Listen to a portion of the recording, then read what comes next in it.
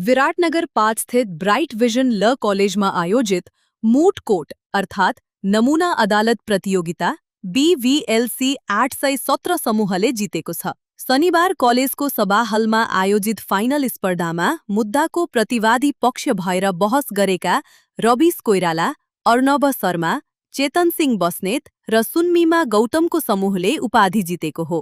उनीहरूले नगद 12,000 सहित ट्रफी उचालेका छन्। त्यस्तै उन्नति पौडेल, स्वस्तिका रेग्मी, दीपिक्षा बस्नेत र अर्पणा राउतले मुद्दाको वादी पक्षमा बहस गरेका थिए। उनीहरूले दोस्रो हुँदै नगद 7,000 र ट्रफी जितेका छन्। प्रतियोगितामा आमोद बस्ती, सञ्जय घिमिरे, कविता पौडेल र रोजेन्स्की पोखरेलको समूह तेस्रो भएको थियो। तेस्रो हुने समूहले नगद 4,000 र ट्रफी जितेको हो। प्रतियोगितामा 25 वटा टिमबाट 100 जना विद्यार्थीले बहस नोट सहित समूहगत प्रतिस्पर्धा गरेका थिए, जसमध्ये उत्कृष्ट बहसकर्ता प्रतिष्ठा पोखरेल घोषित भइन्। नगद 4,000 सहित कोशी प्रदेशका मुख्यमन्त्री हिक्मत कुमार कार्कीले उनलाई ट्रफी हस्तान्तरण गरेका छन्। कानून अध्यापन गराउने कलेज भएकोले विद्यार्थीलाई कानूनको व्यवहारिक ज्ञान र अदालती बहसको अनुभव दिने उद्देश्यका साथ कलेजले दोस्रो मूट कोर्ट प्रतियोगिता आयोजना गरेको हो।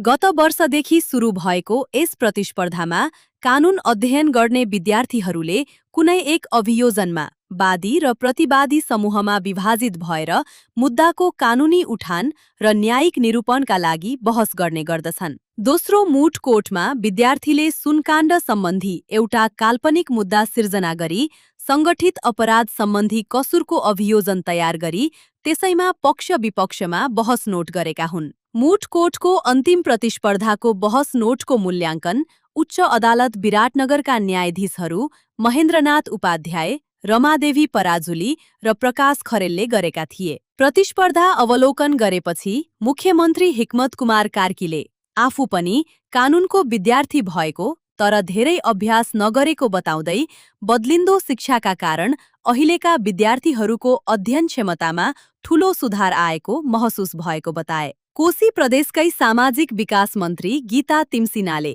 कलेजले कानूनका दक्ष जनशक्ति उत्पादनमा महत्त्वपूर्ण भूमिका खेलेको बताइन्। कलेजका प्राचार्य वरिष्ठ अधिवक्ता चूडामणि आचार्यले मूट कोर्टले अदालतको अनुशासन कायम गर्न मद्दत गर्ने बताए। उनले विद्यार्थीमा सृजनात्मक र विश्लेषणात्मक सोचको समेत विकास गरेको बताए। प्रतियोगितामा VALLV को 5 वटा सेमेस्टरका विद्यार्थीको सहभागिता रहेको प्रतियोगिताको व्यवस्थापनमा संलग्न विद्यार्थी मनिष सिग्देलले जानकारी दिए।